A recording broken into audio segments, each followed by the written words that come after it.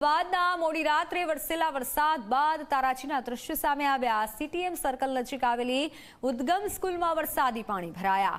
વર્ગખંડોમાં પાણી ભરાતા શૈક્ષણિક કાર્ય બંધ રખાયું છે। 1500 બાળકોના શિક્ષણ પર માઠી અસર પહોંચી છે, કારણ કે શાળામાં જ વરસાદી પાણી ફરી વળ્યા અને 1500 જેટલા બાળકોને તેની અસર થઈ અને આજે શાળા કાર્ય બંધ રાખવામાં આવ્યું છે।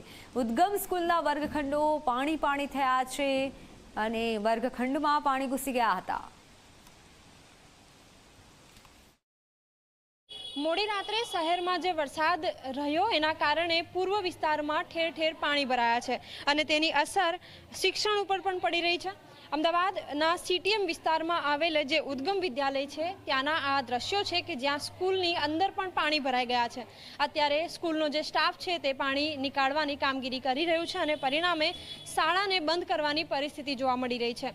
એક તરફ પ્રશાસન વાત પ્રી મોન્સૂનની કામગીરીના કરે છે કે જ્યાં વરસાદ પડતાના 1 થી 2 કલાકમાં પાણી ઓસરી જાય તે પ્રકારના દાવાઓ કરવામાં આવે છે, પરંતુ આ વરવી વાસ્તવિકતા કે 10 કલાક બાદ પણ પાણી ઓસરતા નથી અને આસપાસની સોસાયટી અથવા તો રોડ તો ઠીક, પરંતુ શાળાઓમાં પણ પાણી પ્રવેશી ચૂક્યા છે। અત્યારે દ્રશ્યો હાલ આપ જોઈ શકો છો।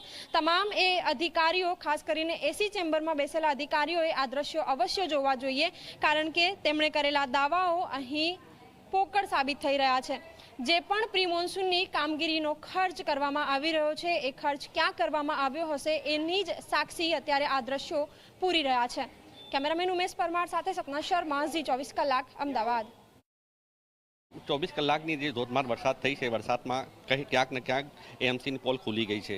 અમારો ભાઈપુરી જે વિસ્તાર છે, વિસ્તારમાં દર વર્ષે પાણી તેમ ભરાય છે, પણ કાલનું જે પાણી રાત્રે 10 વાગ્યા બંધ થયું છે અને હજુ સુધી મારી સ્કૂલ તમે જોઈ શકો છો કે મારી સ્કૂલમાં કેટલું પાણી ભરાયું છે। આજે ના છૂટકે મારે રજા રાખવી પડી। મારે કાલે પ્રવેશનનું કાર્યક્રમ હતું, એ પણ મારે ના છૂટકે રદ કરવું પડશે। પણ ગવર્મેન્ટ ક્યાં સુધી અમને આશ્વાસન આપે? દર વર્ષે આશ્વાસન આપે કે આ વખતે પાણી નહીં ભરાય, આ વખતે પાણી નહીં ભરાય। મોટી મોટી પાણીની પાઇપો નાખે છે, વરસાદી પાણી પાઇપો નાખે છે, પણ એ ક્યાં જાય છે? આખું ભાઈપુરા વિસ્તારનું જે ડ્રેનેજ સિસ્ટમ છે એ ફેલ છે અને ગવર્મેન્ટ જો આના ઉપર તાકીદે ધ્યાન ના આપે તો ઇન ફ્યુચર અમને તો તકલીફ પડતી જ હોય છે। અમે તો સ્કૂલ બંધ કરી દઈએ, પણ આજુબાજુની સોસાયટીઓ છે, સોસાયટીઓમાં આખી રાત સુધી લોકો સૂતા વગર પાણી બહાર કાઢ્યું અને હજુ સુધી પણ પાણી ઓસર્યું નથી વિસ્તારોમાં। તો હાલ સમાચારોમાં બસ આટલું જ। વધુ સમાચાર અને અપડેટ માટે આપ જોતા રહો